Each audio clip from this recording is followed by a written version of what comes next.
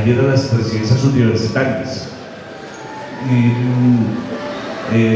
entonces por eso hoy es un día para conmemorar. No ha habido investigación alguna, hay impunidad ante esos hechos, y por eso era importante hacerles este comentario de los acontecimientos llevados a cabo el 16 de mayo de 1984. 16 de mayo de 1984. Bien, el tema que vamos a abordar el día de hoy es una continuidad de lo visto hace 8 días. Tiene que ver con el tema de la educación, pero como instrumento de clase. ¿Y qué es una clase? Cuando decimos como instrumento de clase, ¿será que es que la educación está al servicio de la clase burguesa, de la oligarquía que está en el poder, en el Estado? Instrumenta la educación para adoctrinar y formar niños y jóvenes de acuerdo a sus intereses ideológicos, económicos y políticos. Pero también podemos decir que la educación puede ser un instrumento de liberación de los sectores populares, del proletariado, de los trabajadores. Entonces depende de dónde seguir, pero sobre esto ha habido distintos escritos relacionados con el tema de la educación. Entonces, el profesor ya nuestro compañero monitor, que me iba a colaborar con las diapositivas, por favor.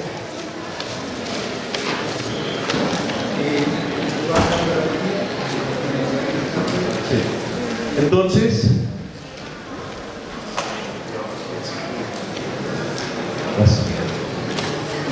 Entonces, educación tiene que ver con el tema de lucha de clases, el tema de las contradicciones sociales, económicas y políticas.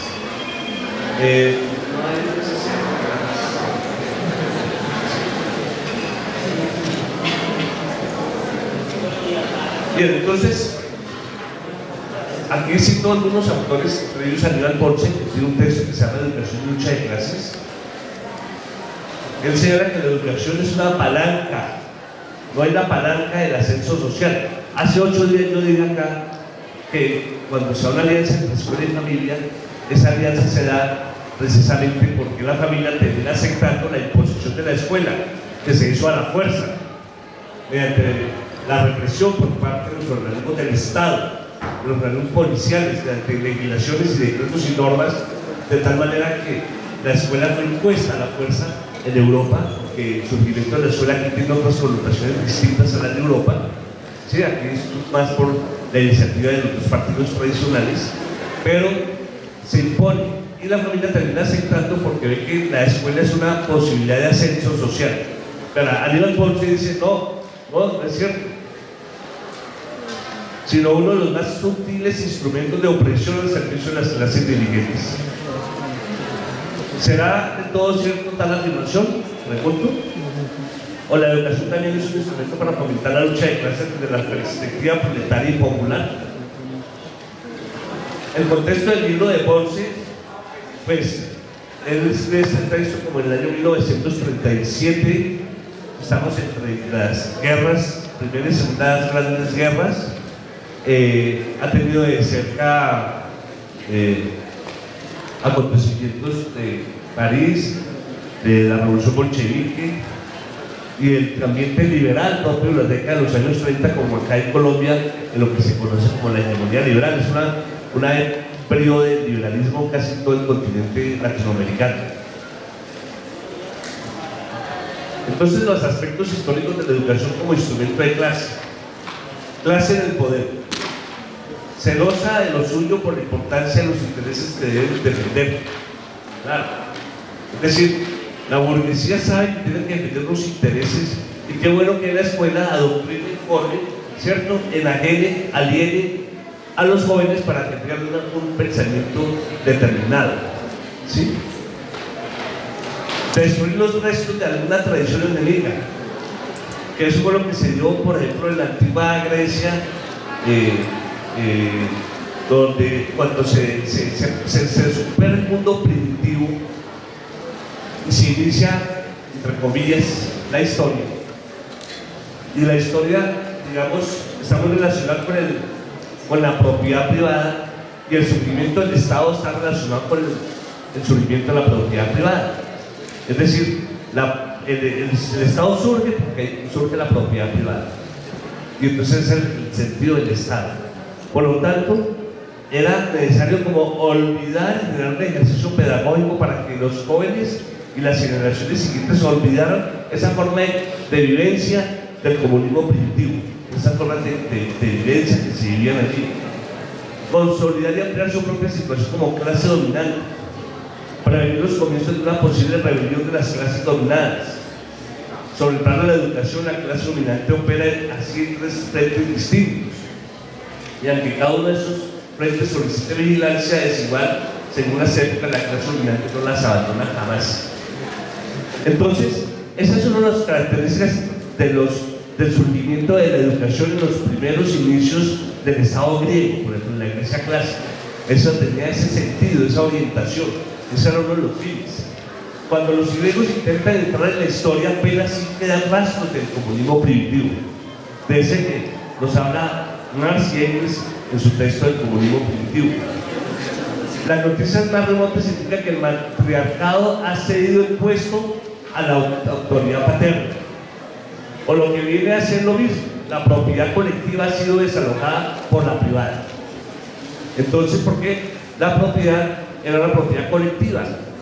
En el matriarcado se daba ese tipo de relaciones sociales y una distinción distinta de los bienes materiales. Bachofen comenzó sagazmente Orestes de Esquilo como un síntoma revelador de ese momento en el que luchan todavía el derecho materno agonizante y el derecho paterno cada vez más triunfador. Son situaciones que se presentan. Los jefes militares eran todavía elegidos por la comunidad, aunque ya había tendencia a transmitir las funciones de los padres a los hijos. Del siglo X al siglo VIII antes de nuestra era, o antes de Cristo, las tribus griegas vivían de manera casi exclusivamente agrícola. Cada familia formaba un todo que se bastaba en sí mismo. Eran los famosos clanes que formaban 10 familias formaban un clan, y así había una organización propia en la sociedad griega antigua, y en tales condiciones no podían vender a los humos sino lo superfluo. No compraban también sino los raros productos que la tierra no daba, a los escasos utensilios que la industria doméstica no sabía fabricar. En ese momento, pues no hablemos de un comercio propiamente en Grecia. Los comerciantes que figuran en la Odisea son los fenicios, en el texto de la Odisea.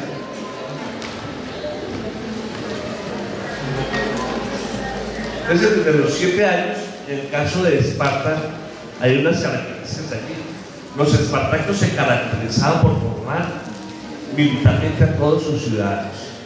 Desde los 7 años, niños y niñas entraron a ser parte del ejército. No había discriminación alguna, que solamente era para los hombres. No.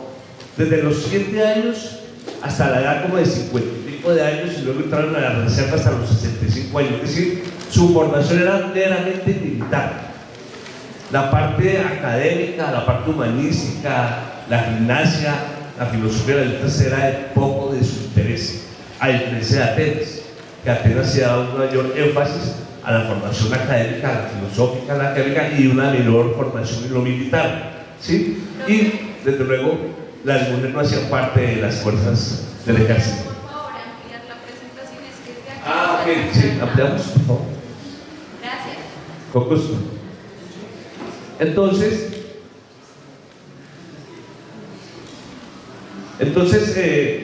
eso es muy importante que lo tengan en cuenta, porque cuando se dan las guerras del Peloponeso, en el siglo III antes de nuestra era, es una guerra que dura 25 años, se dice que es la historia, la guerra más larga de la historia de la humanidad, 25 años.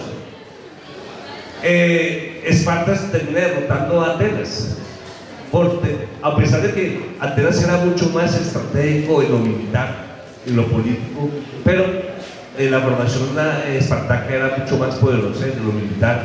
Estaban preparados hombres y mujeres para combatir, y Atenas es derrotar a las guerras del Peloponeso, que eso sube con el fin del mundo griego, coincide con la muerte de Aristóteles, y se da allí la invasión de Alejandro Magno, de los persas. Entonces, esos elementos que tener en cuenta para que se dé ese fin del mundo griego. Entonces, en el mismo siglo VI, las grandes cantidades de olivo que debían exportar llevaron a un aumentar el comercio, y el botín de guerra no solo había alterado la vieja organización en gran parte comunista de los tiempos de Homero, sino que había diferenciado entre los mismos ciudadanos. Es decir, empieza a subir la propiedad privada, y las guerras, hay unos botines, y empieza con ese proceso a los pueblos derrotados empiezan a ser esclavizados, y allí va dándose un proceso de surgimiento de la propiedad privada con un sistema político que es el esclavista. Así, por ejemplo, de los dos gimnasios que funcionaban en las afueras de Atenas en el siglo VI para la educación militar de los jóvenes, uno de ellos, la academia, estaba destinado a los más patricios, y el otro, el sinoxarques, a los de situación algo inferior. Formar al hombre de las clases dirigentes eran los objetivos de la educación inglesa. Formar fundamentalmente a los hombres que iban a dirigir al Estado naciente griego. Con el aumento de las riquezas, el número de esclavos creció rápidamente a un promedio de 23 por cada ciudadano libre. Acuérdense que allí se habla que la Iglesia tenía una democracia extraordinaria, pero la democracia solamente aplicaba para los ciudadanos griegos, no para los esclavos, no para los esclavos que eran los pueblos que ellos dominaban del mundo bárbaro. Hoy, ese mundo bárbaro son los pueblos que ocupa la Europa occidental. Estamos hablando de los godos, los visigodos, los anglosajones, los francos, los ítalos, los germanos, etcétera, etcétera. Entonces, todo estaba preparado para ello. Las representaciones en el teatro, las conversaciones en los banquetes, las discusiones en el ágora reforzaban en los jóvenes la conciencia de su propia clase como clase dominante. Importante tenerlo en cuenta. Entonces, una de las preguntas que se hace, Aníbal dice: ¿cómo reaccionaron las clases dirigentes contra esa erupción de las clases nuevas que las amenazaban en la riqueza, en la política, en la religión, en la moral, en la educación? Por un poderoso movimiento de terror político y de vigilancia pedagógica. Eso, digamos, es lo que plantea Aníbal Ponce en su texto con relación a la iglesia clásica. Un decreto instigado por el adivino Spenstres exigió al pueblo que denunciara a todos los que no reconocían las cosas divinas o enseñaban teorías heterodoxas sobre las cosas celestes. Y entonces allí empezaron a caer uno a uno de los que contravenían, digamos, la filosofía propia del Estado griego, del Estado esclavista.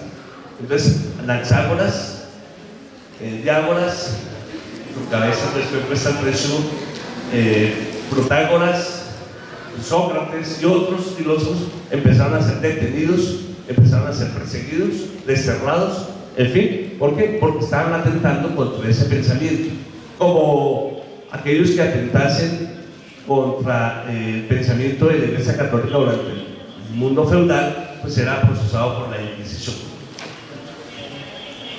¿Cuál es el fin supremo de la educación para Platón? Formar guardianes del Estado que sepan ordenar y obedecer según la justicia. Entonces, miren cómo también allí empieza a generarse una filosofía que tenga que ver con el objetivo y los papeles de la educación. Pero, ¿qué es la justicia para Platón?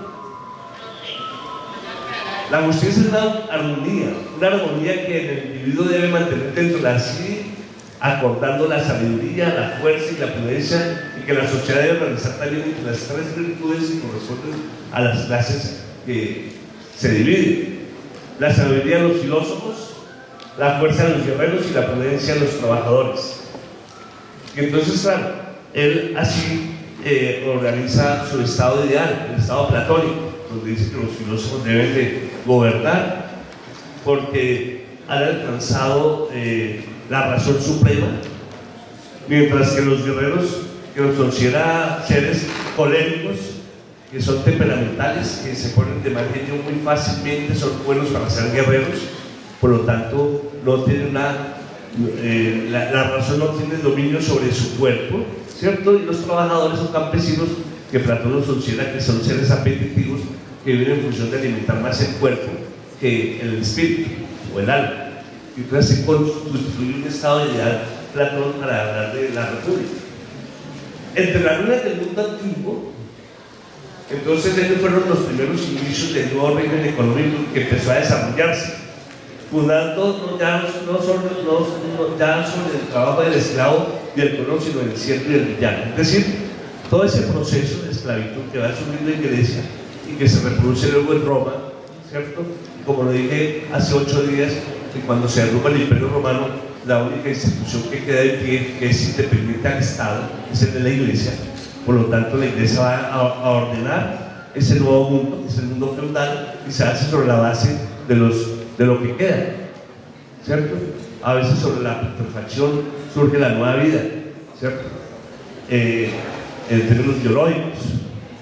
Entonces ya no va a ser sobre el esclavo, porque cuando los esclavos, sostener un esclavo tenía un costo muy grande, o sea, tenía que tener un poder económico muy grande para sostener los esclavos. Y cuando se rompe el Imperio Romano, pues los esclavos prácticamente quedan liberados, pero los esclavos, si son liberados, no tienen forma de subsistir y necesitan una protección, que alguien les ayude. Entonces hay un proceso, en un proceso de 1 a 300 años, que se va configurando ese nuevo mundo feudal. Entonces, el sistema feudal surge a partir de la servidumbre.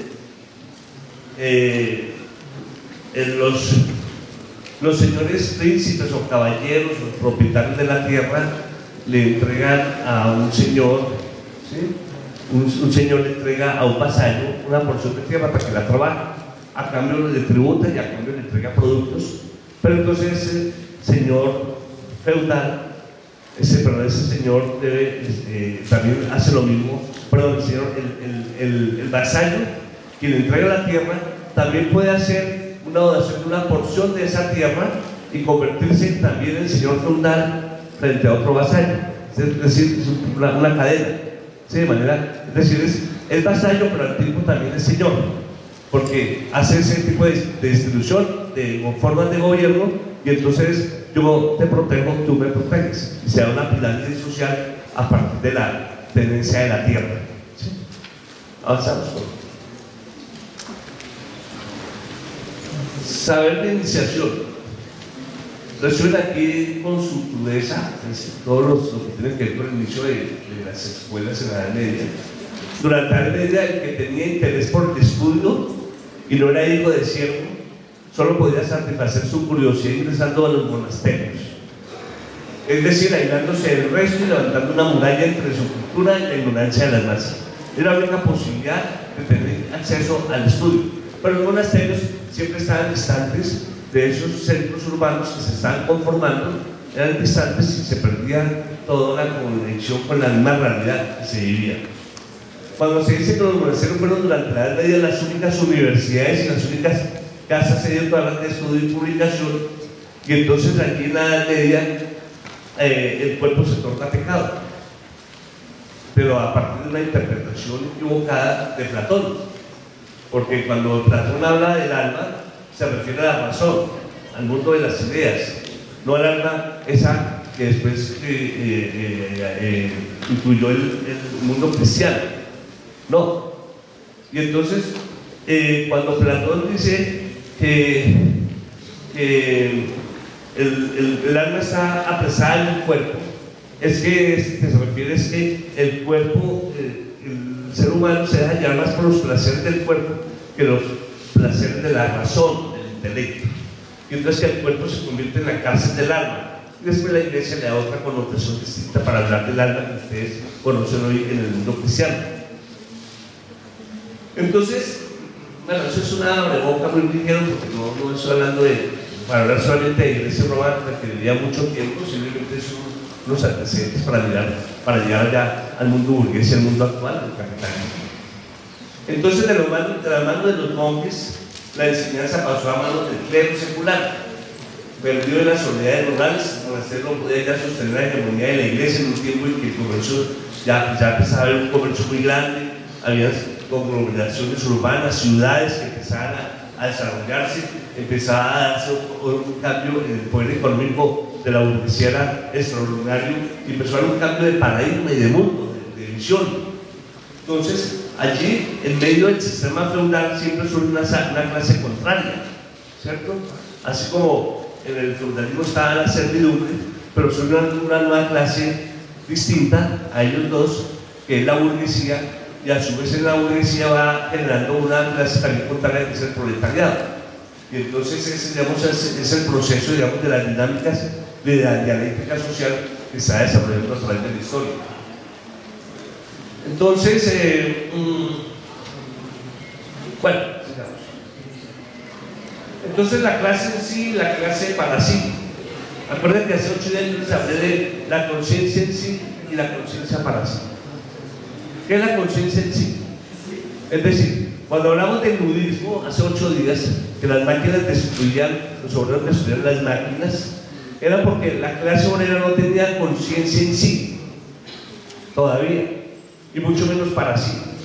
Cuando la clase obrera tiene conciencia en sí, ya se reconoce como clase, como trabajadores, ¿sí? Como gremio. Y cuando pasa el nivel de la conciencia en sí, para la conciencia para sí, quiere decir que hay un nivel de conciencia política y sabe muy bien que ya está pensándose en formas de organización política para la toma del poder, para cambiar sus condiciones de vida. Son procesos que no se dan tan fácilmente, porque no solamente se dan a partir de la lectura y de textos y estar en bibliotecas, sino también de una praxis social y política. Es decir, es una combinación de la teoría y la práctica en términos políticos. Entonces, la burguesía de Marx, aunque clase en sí no era todavía clase para sí, es decir, carecía de la conciencia de sus intereses como distintos opuestos a los intereses del feudalismo. No perdamos de vista sus caracteres para comprender todas las transacciones, componentes y tanteos que desde el siglo XI hasta el siglo XVIII se llaman el movimiento lento pero ascendente de la burguesía. Las escuelas catedralicias, a decir verdad, habían existido desde siglos. La palabra universidad, universitas, bueno, aquí es muy importante tener en cuenta lo siguiente, que es en el siglo XII que surgen, digamos, las universidades con referencia occidental. La primera universidad es la de Bolonia, casi paralelo a la de París. La diferencia es que la Universidad de Bolonia fue por iniciativa del grupo de estudiantes que tertuliaban en cualquier lugar. No había un edificio que dijera esta es la universidad, y hablaban sobre temas universales. Y entonces la iglesia presta sus monasterios para que los jóvenes vayan a tertuliar allá, y con ese proceso surge la universidad. Eso quiere decir que el gobierno de la universidad de Bolonia recaía sobre los estudiantes. Eran los que definían los profesores, los horarios, los planes de trabajo, los planes de estudio, sancionaban a los profesores si no cumplían con ciertos deberes, etcétera, etcétera. Eso en el caso de la de Bolonia. Distinto fue el caso de la Universidad de París, que fue iniciativa del profesorado, y los profesores son los que mantienen ese régimen de gobierno en la universidad. Ambas formas de gobierno, la de Bolonia y la de París, se van a fusionar en lo que se conoce como la Reforma de Córdoba, Argentina, 1918, Universidad de Córdoba. Y entonces es un cogobierno estudiantil profesoral, lo que se da allí. Bueno, avancemos por favor.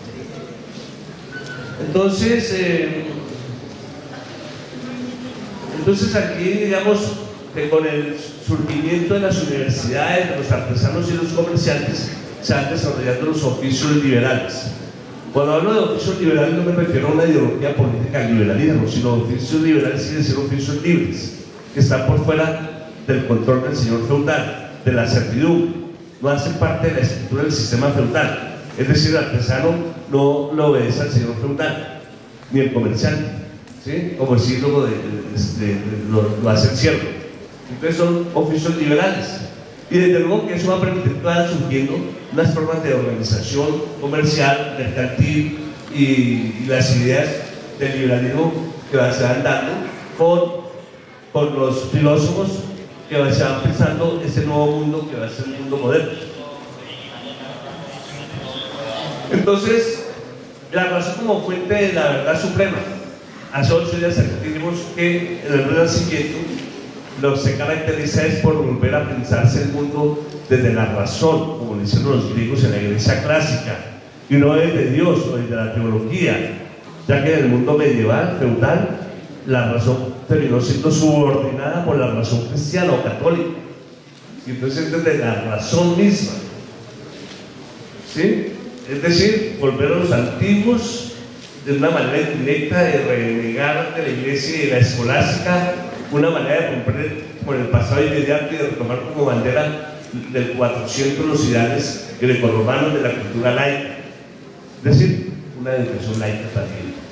Entonces es importante tener en cuenta esto, porque eso es lo que acaba de empezar todo el periodo del Renacimiento, y darse cuenta que el Renacimiento en el arte, por ejemplo, surge la pintura del desnudo como una manera de rebelarse, de rebelión, de hacer protesta ideológica, ¿sí? A través del arte también, porque la iglesia consideraba de que el cuerpo pues, era sinónimo de pecado, y entonces había que tenerlo oculto, escondido.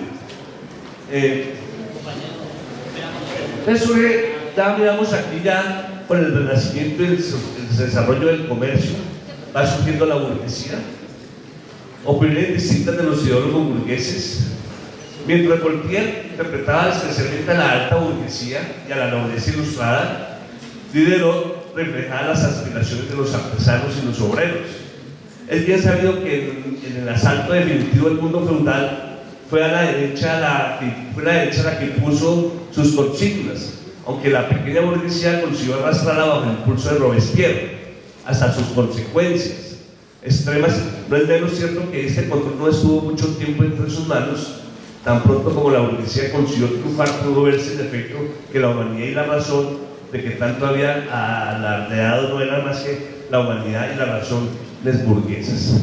Es decir, allí surge el Estado burgués. Ya les comenté hace 8 días que hay 3 ideólogos, filósofos ideólogos que van a desarrollar 3 teorías claras sobre el tipo de Estado. De Thomas Hobbes, el Estado absoluto, monárquico, el Estado liberal de John Locke y el Estado social en Rousseau. Entonces, 3 tipos de Estados distintos, pero todos dentro de la concepción de la democracia burguesa, que es la que nosotros estamos viviendo, ¿sí? Entonces, por eso cuando decimos que hay que defender la democracia, decimos, ¿pero cuál democracia? ¿La democracia burguesa o la del pueblo, la proletaria? ¿Cómo es eso la democracia? Porque el concepto de democracia es un concepto abstracto. ¿Qué sería lo real y lo concreto de la democracia? Y entonces, claro, cuando hablamos de democracia, siempre la relacionamos con el tema de la participación. Pero yo podría decir que la democracia, si me vuelvo defensor de la propiedad privada, y digo, bueno, entonces democraticemos la propiedad privada, ¿sí? Democraticémosla. Democraticemos la educación, democraticemos la salud, ¿sí? La recreación, el deporte, democraticemos. Entonces, si hablamos desde el lenguaje burgués, el tema de la democracia, entonces democraticemos eso, pero la democracia solamente existe a nivel de participación y ni siquiera de participación para ser elegido, sino para elegir y no ser elegido. Entonces, tiene otras connotaciones distintas. En la Declaración de los Derechos del Hombre y del Ciudadano, la propiedad aparecía inmediatamente después de la libertad, entre los derechos naturales e imprescindibles.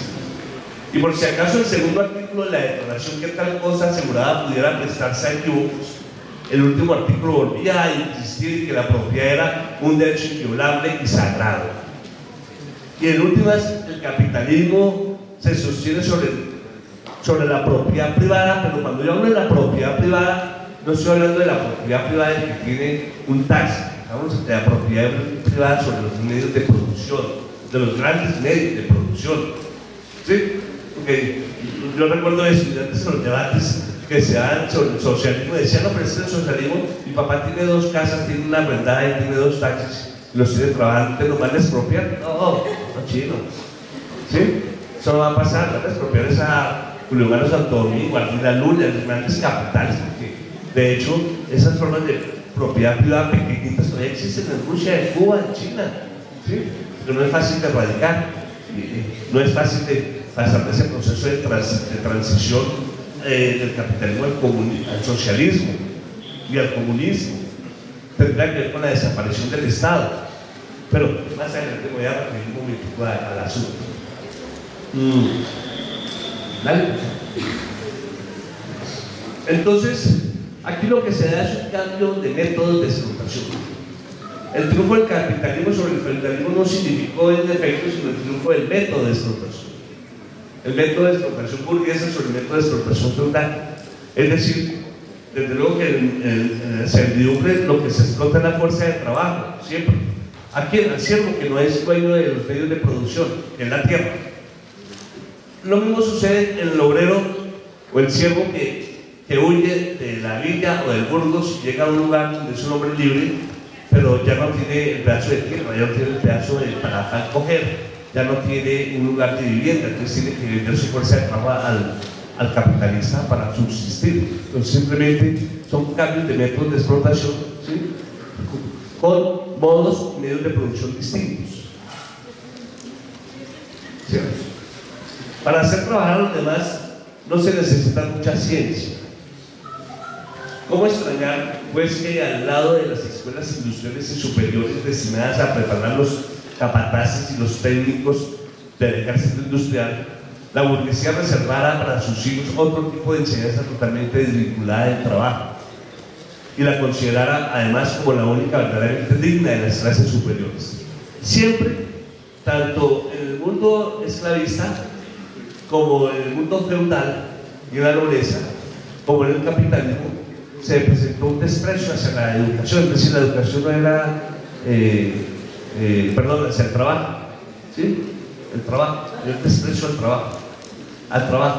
El trabajo no era digno de un noble, los nobles no trabajaban, eso era para la premio. Igual también surge en la burguesía, el burgués no trabaja, ¿sí? Sino que otros trabajan para él. Las humanidades y las letras son el hombre mismo. Sacarlas de la educación es como sacar al hombre del hombre. No se puede expresar con más franqueza ni el carácter de la clase ni la orientación general de la enseñanza media. El camino que lleva a la universidad y por lo mismo a las altas posiciones de gobierno supone un tipo de instrucción tan alejada del trabajo productivo, tan inaccesible a las grandes masas, que solo pueden encontrar en ella los que tienen que pensar para nada en su propio sustento.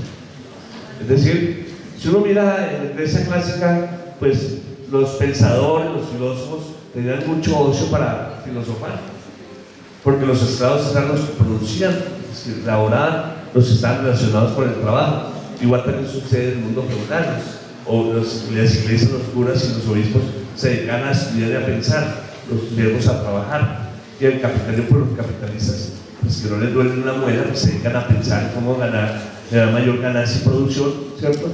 Mientras que el trabajador no tiene tiempo de pensar porque está enajenado por su trabajo, de tal manera que no le da ni siquiera la posibilidad de pensarse que es una clase, no le da la posibilidad de pensarse para sí, y mucho menos, pero en sí, y mucho menos para sí.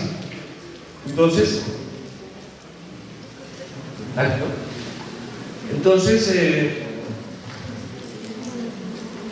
la persecución enloquecida de una mano de obra cada vez menos costosa amenazaba de aniquilar a esas mismas clases sufridas, a cuyas expensas el capital se nutre. Los propios intereses de la burguesía le hicieron ver entonces la necesidad de no matar a la gallina de los huevos de oro, y en el mismo momento en que por sed de lucro y la burguesía despedazaba el hogar obrero.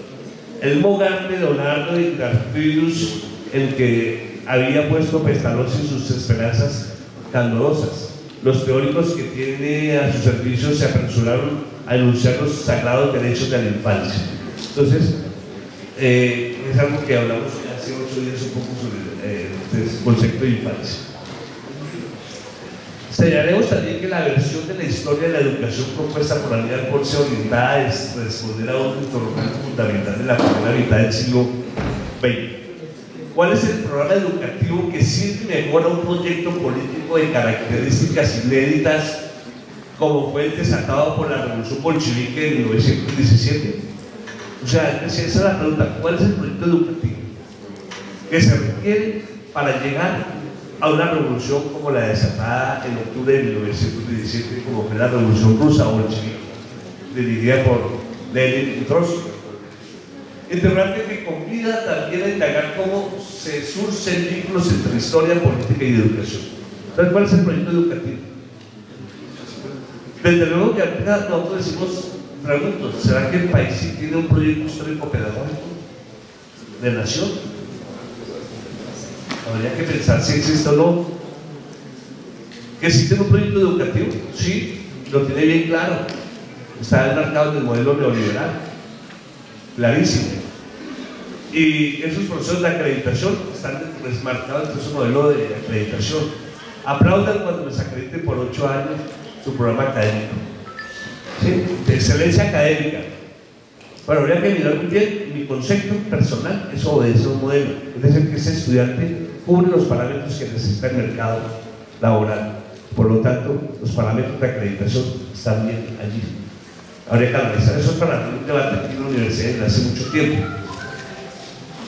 Entonces, acá es importante tener en cuenta lo siguiente: así como va surgiendo la clase trabajadora, la clase trabajadora también se va organizando. En la medida que va organizando ligas de trabajadores, ligas de campesinos, organizaciones gremiales, en fin, y cuando ya tiene una conciencia en sí y una conciencia para sí, se tiene a nivel de conciencia que se sabe que requieren de una organización para defender sus derechos. Como los trabajadores que hacen un sindicato en una empresa saben que se necesitan organizar como sindicato para poder negociar mejores condiciones laborales con el patrón. Pero no nos podemos quedar encerrados solamente en la fábrica, allí, sino los trabajadores consideran de que el proletariado toma conciencia para sí, se dan cuenta que son una clase, y que no es una clase local ni nacional, es una clase internacional, que no hay diferencia entre los obreros de Alemania o Francia o Inglaterra o Argentina, porque todos son sometidos a la explotación de la mano de obra por la fuerza de trabajo. Y se ve la necesidad de organizarse no solamente desde lo local, lo regional, nacional, sino también internacionalmente, ya que el capitalismo no es un sistema nacional, es internacional. Entonces, allí se da la primera Asociación Internacional del Trabajo, o Primera Internacional de los Trabajadores, o Primera Internacional Socialista, también conocida. Fue una organización fundada en Londres el 28 de septiembre de 1864, que agrupó inicialmente a los sindicalistas ingleses, anarquistas y socialistas franceses e italianos republicanos. Fundadores: Eugene Berlin, Henry Tolain, George Otker y Edward Spencer Persley. Y miembros principales invitados: Carlos Marx, Federico Engels y Mikhail Bakunin. Se le atribuye a Marx y Bakunin la Primera Internacional. La nueva clase de la revolución industrial. Pues a mediados del siglo XIX la industrialización se estaba extendiendo con fuerza por toda Europa occidental y los Estados Unidos. Una de las consecuencias de este fenómeno capital fue el crecimiento de la clase obrera y el número de asociaciones, cooperativas, sociedades de socorros mutuos y sindicatos. En el seno del movimiento obrero creció la conciencia de que los problemas de los obreros eran los mismos en todos los lugares del mundo y que la experiencia de la acción esporádica debía ser sustituida por una actividad organizada como proponía Carlos Marx. En Inglaterra se había demostrado la importancia de grandes organizaciones como los trabajadores, Unión de Trabajadores, pero también que las luchas y las acciones sindicales podían ser boicoteadas por obreros venidos de otras partes de Europa. Si el fenómeno industrial era ya internacional, también debía ser movimiento obrero. Entonces, por decir algo, sobre un ejemplo, si los trabajadores de la Renault en Francia entran en huelga, pues a los patrones les va a preocupar mucho eso, porque tiene sucursales en Argentina y en otras partes del mundo donde produce carros Renault, por poner un ejemplo, ¿sí? Pero si los trabajadores de la Renault paran en Argentina, también en Brasil y en México, y donde haya sucursales en solidaridad con los trabajadores franceses, pues indudablemente que hay una presión de clase. Pero como la burguesía siempre ha dividido, entonces esos fenómenos son muy difíciles que se den, porque cuando se dio el proceso de privatización aquí en Colombia y se dio la privatización de un banco, como cuando se dio la privatización del Banco Central Hipotecario, por decir algo, y como yo traje el PSH, entonces no había problema, porque es más al Banco Agrario, bueno, etc. Entonces, la organización y acción de la AIP, el crecimiento de la clase obrera, asociaciones, cooperativas, sociedades, en el seno del movimiento obrero se creció la conciencia de que los problemas de los obreros eran los mismos en todos los lugares, que la experiencia de la acción esporádica debía ser sustituida, ya lo dije, y las huelgas y acciones sindicales podían ser el protagonismo de Marx. Marx se convirtió en personaje clave en la internacional, en esa primera internacional, cuando fue encargado de redactar un llamamiento inaugural de la internacional. En el texto destacan variadas ideas. En primer lugar, la internacional no debería abolir las asociaciones nacionales, sino potenciar a escala mundial su actividad. En segundo lugar, quedaba claro que la emancipación de la clase obrera sería obra de los propios trabajadores. Y eso es muy importante decirlo algo, porque es que aquí sucede que las vanguardias, o los vanguardismos, o las organizaciones políticas vanguardistas, creen que son los que van a luchar por los obreros. No son los obreros que tienen que luchar. Los partidos políticos lo que hacen es dirigir los procesos. Pero es que no sean que el superhéroe, ¿sí? Y llego aquí a luchar y voy a defender a la clase trabajadora. No, la clase trabajadora tiene que organizarse a sí misma y avanzar para lograr conquistas. Por fin no había emancipación sin lucha por el poder político. Esas ideas quedaron recogidas en el preámbulo de los estatutos organizativos de la internacional. Muy importante esto del primer punto, de no abrir sino potenciar las organizaciones nacionales, porque cuando se desaparece la tercera internacional, ahí se genera un debate interesante. ¿Y el por qué desaparece esa tercera internacional? Vamos a mirar. Sigamos. La heterogeneidad se reflejó en el plano ideológico. Los seguidores de Proudhon abogaban, Proudhon era un teórico también de los trabajadores, que contradecía mucho por Marx, o sea, debatían muchísimo por posturas distintas. Abogaban por una evolución pacífica y gradual y rechazaban la revolución desde las posturas de Proudhon. Es decir, vamos a hacer reformas de tal manera que podamos lograr avanzar del capitalismo hacia el socialismo de manera pacífica, como lo plantearon los socialistas utópicos. Y eso no es posible. No es posible la conciliación entre clases. Son contrarias. Totalmente. Conviven porque una necesita a la otra. Es eso. Pero no es posible. Además de no ser partidarios de la participación obrera en la política, porque consideran que los obreros no deben participar en política, ni de la intervención del Estado en las cuestiones laborales. Por otro lado, los seguidores de Marx defendían la huelga como instrumento de lucha, la participación obrera en la política y la conquista de una legislación laboral, especialmente para cumplir la jornada de 8 horas y el fin del trabajo infantil. Eran las propuestas que desarrollaba Marx. Entonces, las contradicciones que se dan en el seno del AIT para la liquidación, el fin de esta organización. Bakunin, que ingresó en el año 1868, que es uno de los ideólogos máximos del anarquismo, protagonizó un duro enfrentamiento con Marx en el Congreso de Basilea en el año 1869. La polémica giró en torno a la participación obrera en la política, rechazada frontalmente por Bakunin, pero Marx consiguió que la mayoría del Congreso se le declarara a favor de la organización de un partido obrero. La necesidad, Marx lleva allí a ese Congreso la necesidad de que el proletariado tenga su propio partido obrero. Bueno, hoy en día existen muchos partidos obreros, uno no sabe cuál tiene la razón. El fracaso de la Comuna influyó en la AIT. Marx opinaba que el primer gobierno obrero había fallado porque se había encarecido de un programa político coherente y una adecuada organización. Lo que fue la Comuna de París, ¿no? En 1871. En el Congreso de La Haya, 1872, los anarquistas fueron expulsados de la IT, aunque estos convocaron otro congreso en Saint-Imier para rechazar los postulados marxistas. Todas estas disputas y enfrentamientos internos son clave para entender el fracaso de la IT, mucho más que por la persecución de los distintos gobiernos europeos. La Internacional Socialista. Acá, entonces, la Segunda Internacional Socialista. En realidad, la Primera Internacional Socialista surge la Segunda Internacional, que va a fundar el mismo Carlos Marx, integrada por partidos socialistas y laboristas que deseaban continuar su actividad. La Primera Internacional albergó una amplia gama de tendencias.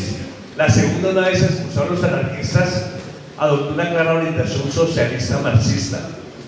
Se configuró como una organización homogénea ideológicamente, ya que solo incorporó a partidos socialistas aglutinando a millones de trabajadores. Importante tener en cuenta eso. Ahora, ¿qué es una internacional? La internacional o socialista, que lo planteó así Marx, es el partido de la Revolución Mundial. Es el partido que agrupa a todos los trabajadores del mundo para pensarse en eliminar el capitalismo y avanzar hacia el socialismo en todo el mundo. Porque no puede haber un socialismo en un solo país, no puede haber coexistencia pacífica entre el socialismo y el capitalismo como lo planteó Stalin en su momento para justificar la inexistencia de la Tercera Internacional, que voy a referir más adelante, ¿sí? Porque eso es como cuando triunfó la Revolución Francesa en 1789, una revolución burguesa, Francia capitaliza y todo el resto de la Europa feudal. Vamos a coexistir pacíficamente el capitalismo con el feudalismo. No es posible, imposible. Esta experiencia mostró las limitaciones históricas. Entre las acciones de la Segunda Internacional más reconocibles está la declaración del 1 de mayo como Día Internacional de la Clase Trabajadora, muy importante que sepan ustedes eso, y el 8 de marzo como Día Internacional de la Mujer Trabajadora en 1910. Esta experiencia mostró las limitaciones históricas, sobre todo a causa de las divergencias entre las posiciones de los movimientos socialistas de los distintos países, que con frecuencia se alinearon con intereses del Estado-Nación frente al internacionalismo obrero. ¿Qué sucede acá? Que una cosa es decir que, digamos, el partido bolchevique de Rusia era y el Partido Socialdemócrata Alemán, ambos eran parte de la Segunda Internacional, y el Estado Socialista, Partido Socialista Alemán y el inglés y distintos partidos, sí, hacían parte de la Segunda Internacional, todos, y tenían un programa común, la Revolución Mundial. Se ajustaba, ese programa general se ajusta y se adecua a lo nacional de acuerdo a las circunstancias propias de cada país. No es una orientación teórica que debe llevarse de manera exacta, no, simplemente es una carta de navegación y se ajusta de acuerdo a las condiciones de cada país, cada realidad. Pero cuando estalla la Primera Guerra Mundial, pues ahí surgen unos sentimientos chauvinistas, nacionalismo, ¿sí? Nacionalismo. Y entonces la Segunda Internacional empieza a resquebrajarse, porque cuando se dio la Primera Guerra Mundial, los bolcheviques llamaban a los soldados rusos y a los soldados alemanes a que se devolvieran, que no se enfrentasen entre ellos, porque ellos eran unos de obreros, de campesinos, que eran hermanos de clase, y por lo tanto su verdadero enemigo no estaba al otro lado de la frontera, sino dentro de su propio país, y que había que regresar las bayonetas para destruir cada gobierno. Pero el Partido Socialdemócrata Alemán cayó en esas posturas chauvinistas nacionalistas y consideraba que los bolcheviques eran espías alemanes que estaban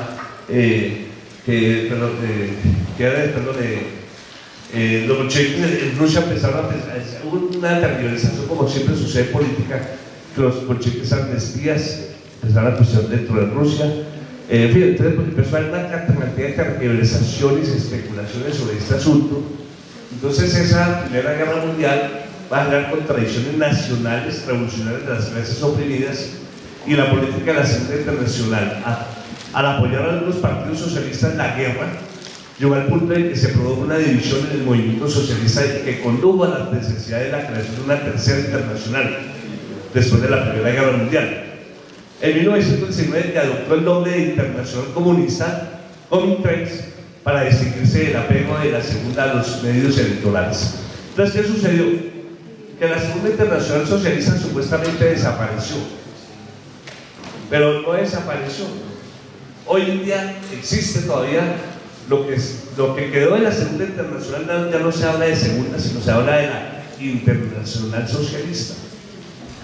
Agrupa a los partidos socialdemócratas de todo el mundo.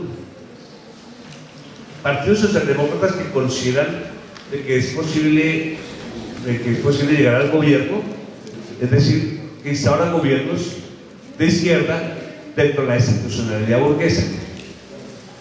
Y entonces por eso encontramos que el Partido Socialista Obrero Español, que hace parte de la Internacional Socialista, ha sido gobierno, han tenido varios presidentes, y aquí en América Latina también. Y yo diría que esos gobiernos de Lula y Michelle Bachelet y todo, pues juegan un poquito bien a esa socialdemocracia, es decir, una izquierda que llega al poder, que es gobierno, pero no avanza hacia el proceso de transición del capitalismo hacia el socialismo, porque está atado a la estructura capitalista. Es decir, se vuelven muy bien buenos gobernantes para administrar el Estado capitalista o el modelo neoliberal. Entonces, seguimos por favor. Entonces, el inicio de la Internacional Socialista, socialdemócrata, ya lo dije, por muchos partidos se negaron a unirse a ella, formando la Unión de Partidos Socialistas para la Acción Internacional, o Internacional 2.5 como alternativa. La OPA sí tuvo una corta vida, sin embargo en 1923 se fusiona junto con la Segunda Internacional, la Internacional Obrera y Socialista. La Segunda Guerra Mundial, sin embargo, acabó de disolver las fuerzas que la integraban y precipitó su desaparición en 1940. Sin embargo, esta se reorganizó y refundó en 1951 bajo el nombre de Internacional. Hoy agrupan partidos socialdemócratas, más de 10 congresos y 14 conferencias, que era lo que les acabo de comentar. La Internacional Socialista, que todavía existe, allí está también el Partido Liberal en Colombia, hace parte de la Internacional Socialista.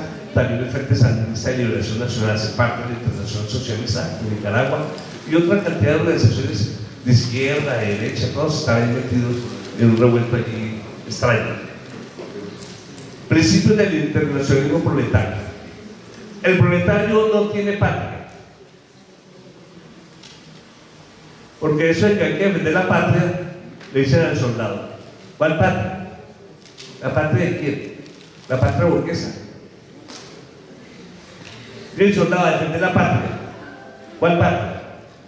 De ahí que el internacionalismo sea consustancial a la ideología del proletariado, cuyo lema desde el Manifiesto Comunista de 1848 es proletario de todos los países unidos.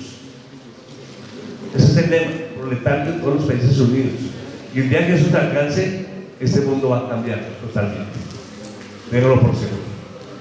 Pero eso, cuando en 1912 comenzaron a sonar los tambores de la guerra, la socialdemocracia de todo el mundo convocó con urgencia un congreso en noviembre en Basilea, Suiza, presidido por Augusto Bebel, para sellar la alianza inquebrantable de los obreros de 23 países diferentes europeos en su mayor parte.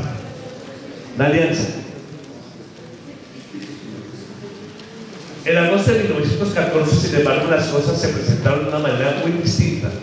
La socialdemocracia se aprestaba a traicionar a la clase obrera y a traicionarse a sí misma, cuando se puso al servicio de la burguesía de sus propios países, cuando llamó a los obreros a matarse entre sí, al votar en sus parlamentos nacionales los créditos de guerra que hicieron posible en términos prácticos la Primera Guerra Mundial, proceso descrito con razón como la bancarrota de la Segunda Internacional. Es decir, se violaron esos principios de proletarios de todos los países unidos para que los proletarios cayeran en una actitud nacionalista, chauvinista y terminaran apoyando la guerra, porque es como nosotros decir que somos hermanos latinoamericanos, los pueblos bolivarianos, ¿cierto? Y está en la guerra entre Colombia y Venezuela. Entonces, ¿usted con quién está? ¿A qué lado se pone? O usamos una alternativa distinta, ¿sí? Que los venezolanos derroten allá su gobierno, aquí también en Colombia, y fusionamos los dos países en un gobierno obrero y popular, por ejemplo. Pero bueno, estoy aquí especulando, no más. Bien, entonces, sigamos. El triunfo de la revolución bolchevique. No voy a entender mucho en este tema porque el profesor Juan Carlos Zúñiga nos va a profundizar un poco más sobre eso cuando tenga su conferencia. Las masas de obreros, soldados y campesinos dirigidos por el partido bolchevique tomaron el poder en Rusia, instalaron la República Socialista Soviética, que se convierte en un modelo a seguir para el proletariado internacional y los pueblos sojuzgados por el imperialismo. En 1919 se inaugura la Tercera Internacional Socialista. Entonces, con la oposición del legado alemán, comenzó en el Kremlin la primera sección del primer Congreso Internacional Comunista, presidida por Lenin. Eran 52 delegados, pero provenían de distintos lugares del país, polacos, ucranianos, lituanos, etcétera, de todas partes de Europa, hasta chinos y coreanos. La revolución mundial parecía entonces inminente. Cuando triunfa la Revolución Francesa en 1789, yo diría que se abre la época de las revoluciones burguesas en todo el mundo y los procesos de emancipación de las colonias en América. Cuando estalla la Revolución Bolchevique, entonces se abre la época de las revoluciones socialistas y los procesos de emancipación de las colonias de Europa en África. ¿Sí? Y esas eran unas de las apuestas que se planteaban desde la Tercera Internacional Socialista, o ayudar a sus pueblos sometidos por el imperialismo inglés o alemán o francés en algunas colonias francesas en África. Entonces la revolución parecía inminente, parecía que iba a haber estallidos revolucionarios, así como se dio después de la Revolución Francesa, que iba a haber muchas revoluciones socialistas y que iban a estallar por todas partes de Europa, etcétera, ¿cierto? Y entonces se creía, había una perspectiva de un ambiente revolucionario en toda Europa. Había un espíritu revolucionario. Y desde luego una cosa es lo que uno piensa y otra cosa es la realidad, ¿cierto? Totalmente distinta. Dale. Entonces, en el discurso de apertura del primer congreso dijo Lenin: la burguesía está enloquecida de terror ante el creciente movimiento revolucionario proletario. Se comprende porque toda la marcha de los acontecimientos desde el final de la guerra imperialista refuerza inevitablemente el movimiento revolucionario del proletariado, y la revolución internacional mundial comienza y crece en todos los países. Esa es la mentalidad que se tiene.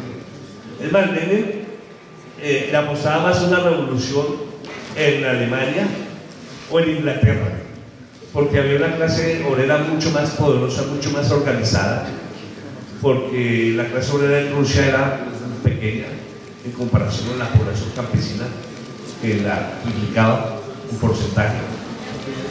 Y entonces, desde el postulado marxista, pues son los proletarios que deben dirigir la revolución y sus aliados campesinos, estudiantes y otros sectores sociales.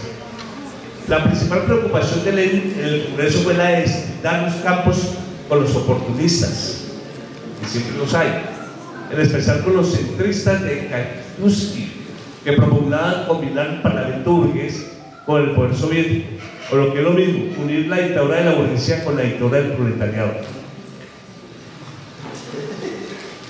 En el discurso de apertura del primer congreso dijo Lenin: no, ya le hizo, sigue por favor. La Internacional Comunista asumió un carácter centralizado. Según el artículo 3 de los estatutos, se constituye como un partido mundial. Todos los partidos y organizaciones afiliados a la Internacional Comunista llevan el nombre de Partido Comunista de tal o tal país. Según el artículo 4, a su cabeza se encuentra el Congreso Mundial, El Congreso Mundial sanciona los programas de los distintos partidos que se adhieren a la Internacional Comunista. Examina y soluciona las cuestiones esenciales del programa y la táctica relativas a la actividad internacional comunista. Eso hace parte de los estatutos de esa Internacional Socialista, la tercera. ¿Sí, vale? Entonces, además de los planteamientos que se discutían en esos congresos internacionales, también la cuestión colonial fue uno de los temas debatidos en el Congreso. La Revolución de Octubre había desatado un fuerte movimiento de liberación nacional en las colonias y el Congreso discutió el proyecto de tesis sobre los problemas nacionales colonial redactados por Taylor, que fueron aprobadas. La piedra angular de la Internacional Comunista consistía en acercar a los proletarios de los países capitalistas desarrollados y a las masas trabajadoras de las naciones oprimidas para la lucha revolucionaria conjunta. Puntos. Además, en la Internacional se aprobó prestar todo tipo de ayuda a los movimientos revolucionarios de liberación nacional y se proclamó el derecho de la autodeterminación de los pueblos y de independencia de las colonias. El fin de la Tercera Internacional. Stalin pone fin a su trabajo de liquidación de la Internacional. Enterrado en 1934 bajo los auspicios del socialismo en un solo país. Él desarrolló esa tesis y eso no es posible. No es posible la coexistencia pacífica de un país socialista y el resto del mundo capitalista. No es posible. Si no se avanza hacia otras revoluciones socialistas, pues se corre el peligro de que esta revolución socialista sea derrotada por los contrarrevolucionarios de manera inmediata o de manera larga, ¿sí? Y permanente, como hoy ha venido sucediendo. Rusia ya es un país capitalista, para nada socialista. Incluso China es un país que está gobernado por el Partido Comunista, pero su economía es capitalista. Esas son las contradicciones que se dan, son fenómenos que habría que analizar muy bien.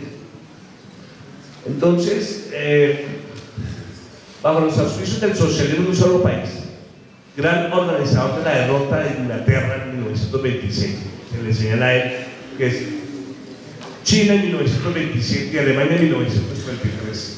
Stalin, después de que el instrumento pasivo internacional en manos del Moscú y haber entregado la dirección del partido a los elementos más mediocres y más serviles, fue tragada la Comintern el día después de la derrota sin luchar contra el partido alemán, bajo el papel de un instrumento diplomático puro y simple cuya organización cambia con las maniobras tortuosas del frente, pasando a través del voto de los créditos militares a un sabotaje reagente de cualquier perspectiva revolucionaria para volver a un chauvinismo desencadenado a raíz de que Stalin se alió eventualmente con Laval, Hitler o Roosevelt.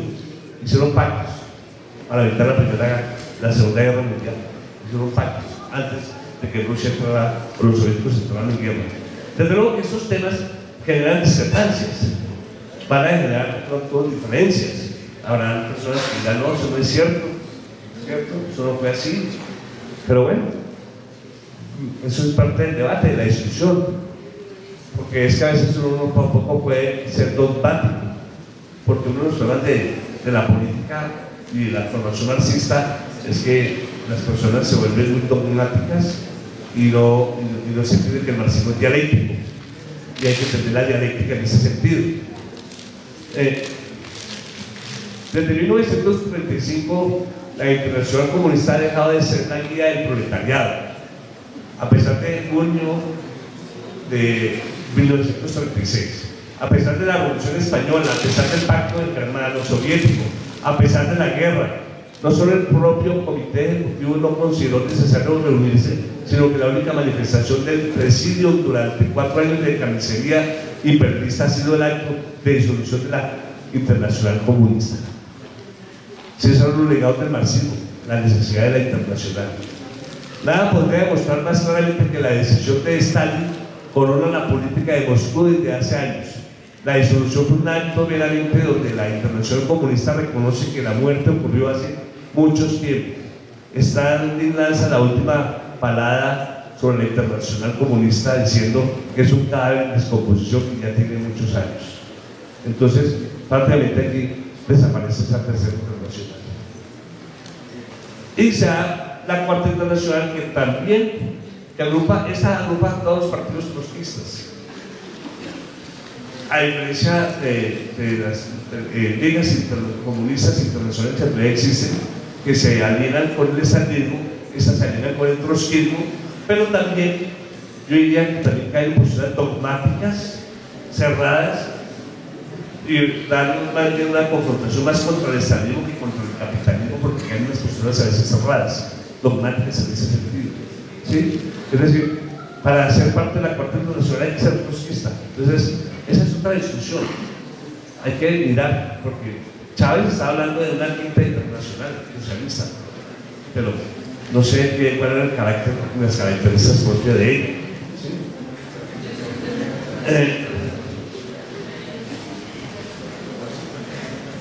Bueno, entonces ahí, claro, se habla del programa de transición y de la revolución permanente, es decir, que la revolución es algo permanente y constante, y que era un programa de transición, que el Estado es lo que, o sea, si el Estado aparece con la propiedad privada, eso quiere decir que cuando desaparezca la propiedad privada, desaparece el Estado, porque no hay necesidad de Estado, porque el Estado es propio de la burguesía. Es una manera de control total, ¿sí? De control total. Y entonces, por eso, así como la burguesía se pensó en la necesidad del Estado, de distintos tipos de Estado, Marx también plantea la necesidad de la abolición del Estado, igual que los anarquistas. Lo que pasa es que lo hacen con métodos distintos. De pronto, las bases filosóficas, o sí, los textos referentes a la filosofía y la teoría política están los que están ahí señalados: la Sagrada Familia, la ideología alemana, el manifiesto comunista, el Capital. Porque hablar de la historia de la humanidad es hablar de la lucha de clases, para más. El Estado es un aparato de coerción clasista motivado por la defensa de la propiedad privada, dice Marx. El Estado como un comité administrador de los negocios de la clase burguesa. El Estado moderno es producto de la sociedad de clases. Y entonces Hegel, que desarrolló la dialéctica, y Marx, que fue discípulo de Hegel, pues Hegel va a desarrollar toda su teoría de la dialéctica, pero como en términos platónicos, en el mundo de lo abstracto, lejos de la realidad concreta.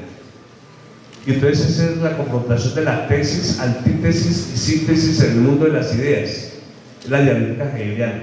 Lo que hace Marx es bajar esa dialéctica del mundo de lo abstracto, del mundo de lo real, de lo concreto, de la realidad concreta como tal, para decir, no, el tema de las contradicciones está en la lucha de clases, las clases sociales. Es el producto de donde desarrolla toda su teoría del materialismo histórico y el materialismo dialéctico. Más no se trata de conocer la realidad política y contemplarla, sino de transformarla. Baja las ideas dialécticas hegelianas al mundo de lo concreto, el objeto más la práctica social, pasando del idealismo de lo espiritual que determinó lo material, y lo material determina lo espiritual. Esos son postulados marxistas frente a lo que es la teoría marxista. En el programa de Gotha sostiene la transitoriedad del Estado capitalista a la dictadura del proletariado. A los que de pronto estén interesados en ahondar más en este tema, en ese programa de Gotha está la propuesta de Martín, cómo se tiene el proceso de pasar del Estado capitalista a la dictadura del proletariado. La reconciliación de clases no existe, por eso el Estado existe. Si ya no existen las clases sociales, ya no existe el Estado. Por eso se requiere un periodo de transición del socialismo al comunismo. El Estado es un fenómeno de clases que busca el dominio de una clase sobre otra. El Estado apareció unido a la división de la sociedad en clases y a la propiedad privada. El Estado es de naturaleza clasista.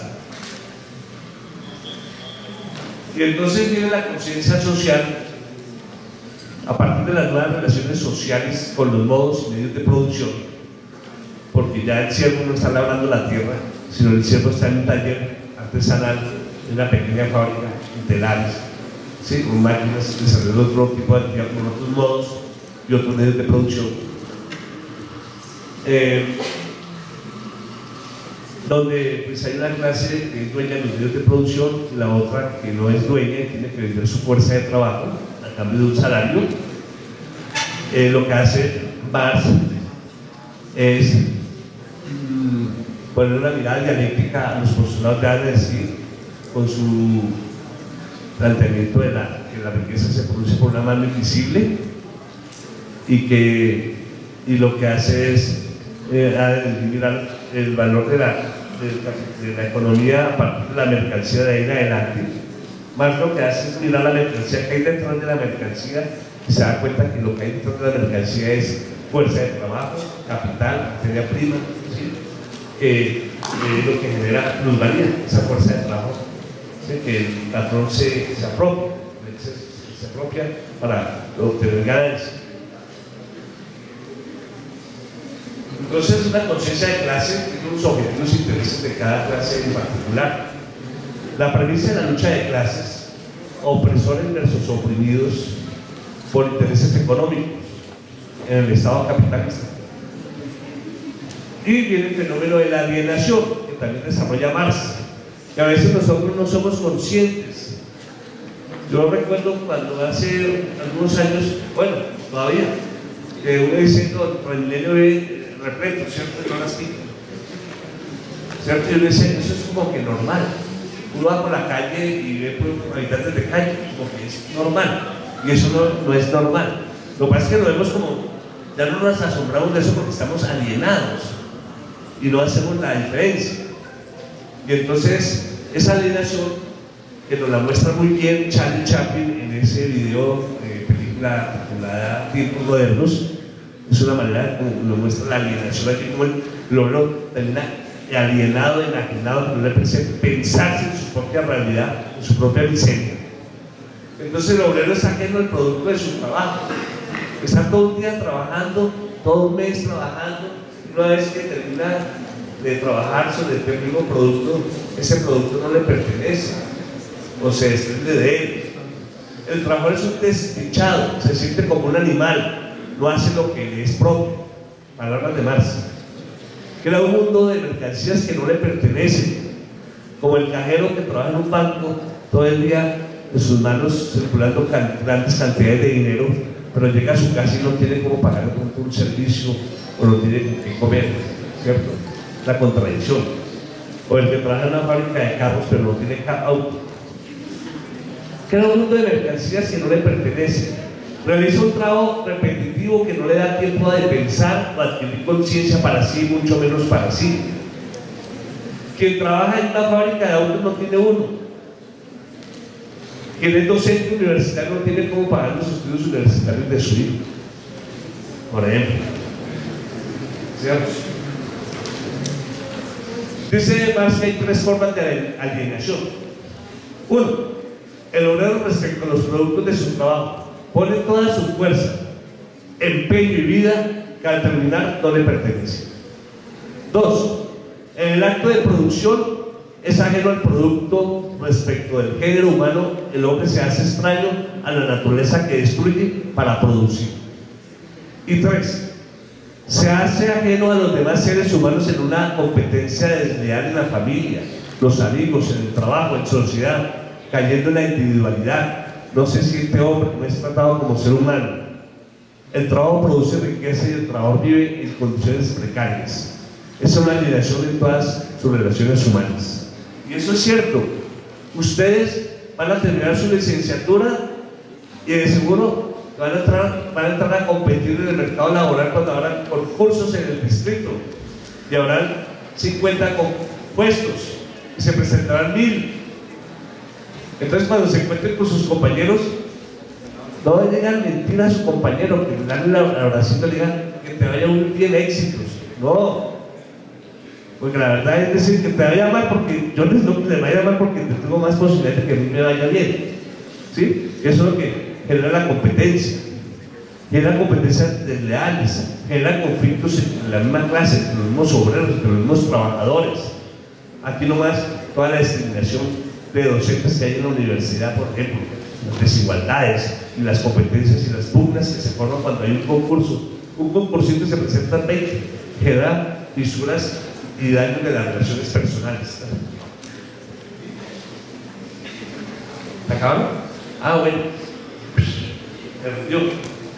Entonces yo tenía para ustedes un material, pero no lo conseguí. Está por un libro que me parece bastante interesante, donde muestra cuáles son los postulados del Estado, del origen del Estado en Grecia, de Aristóteles, de la política, en Hobbes. Yo lo uso, pero no lo encontré, porque era para mostrar cómo el Estado defiende la propiedad privada sobre los medios de producción. Entonces, todo esto está relacionado con la educación. Ahora, la gran pregunta es, sí, efectivamente la educación es un instrumento de clase. La burguesía y la oligarquía y quienes han estado en el poder la han instrumentalizado para enajenar y alienar a la población y a los jóvenes para que piensen de una determinada manera. Pero también se puede pensar de una educación liberadora. Veamos a Paulo Freire, ¿cierto?, en la pedagogía de la liberación.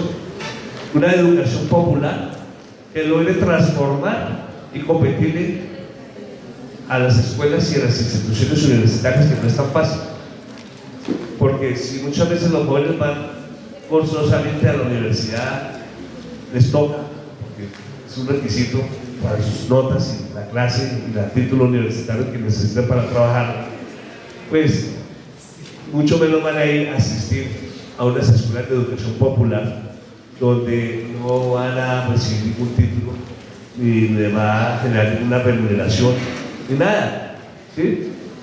Yo recuerdo cuando trabajaba de obrero, que entré a trabajar de obrero en una empresa, porque en el partido en que yo existía en ese entonces decían que ese era un partido de intelectuales y que no había obreros, y que si estábamos hablando de un partido obrero, pues era un partido que tenía que tener más obreros que intelectuales.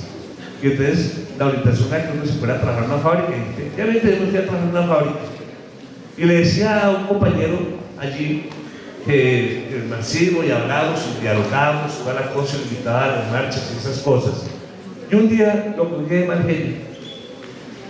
Le digo, mira Ricardo, no jodas tanto con esta vaina. No sé dónde putas aparecieron los 3 tomos del Capital en mi casa, y fui y los vendí, y gracias a Carlos Marx pude tener comida ese día, durante 2 días y 3 días en mi casa. Entonces claro, es una manera de ridiculizar el marxismo, ¿sí? Porque pues uno también entendía que su nivel de conciencia no le da pues, para entender este fenómeno.